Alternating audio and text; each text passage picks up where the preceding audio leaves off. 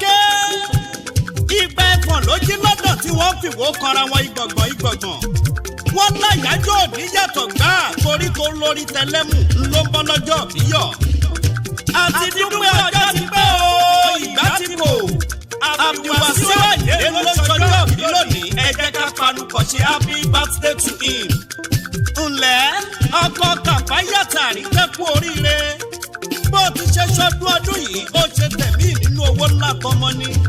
Ó ti yá ọmọ ọlọ́tà ìṣólókè òní jábọ́. Àyìndé adé gbogbo bí tó bá dé ló máa gba yìí. Happy birthday to you. Bàbá Káúsárà Àṣàbí. Bàbá Rìdíwánù láì bàbá Firdaus. Ọmọ ọlọ́jọ́ bí o. Àní ó máa dá kọ̀jọ̀kọ̀jọ̀ gara tán kó jẹ́ kí wọ́n mọ̀ pé 40 years is not a joke. Ó yá tẹ́wọ́ àdúrà ọmọ Lawal kó máa ṣàmì. Ńláńlá lewé iṣẹ́ gbórúwé. Owó ńláńlá ni kí wọ́n máa gbé wá fún ọ. Ọlọ́jọ́ bí ìwọ ti dání ìkáyé òní kàbùkù. Ó ti yá jẹ́ ń bá ọrẹ náà o. Abdulwasiu Ayinde ìwọ lọmọ wọn lọ́tà.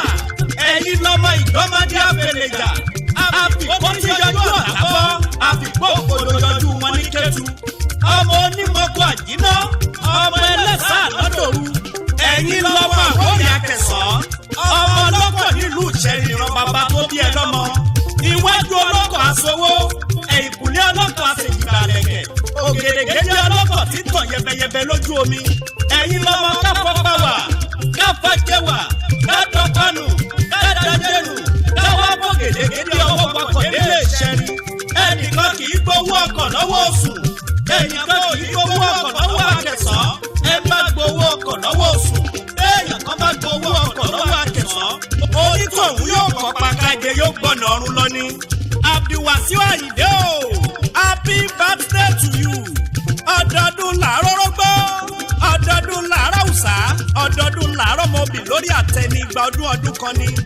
Òjòjò níṣòwò kó má lè lọ́jà láyé o. Ọmọ Lawal máa gbọ́ ìgbà ọdún kan ni. Ó ti ṣọdún ọdún yìí ó ṣe tẹ̀mí nínú ọlá ńlá ní àtàlàáfíà. Happy birthday to you. Tó bá wá gbá kíkì yìí gbogbo olólùfẹ́ tó fẹ́ dénú tí wọ́n súnmọ́ ẹ ni wọ́n ní ká máa kí ẹ pé happy birthday to you.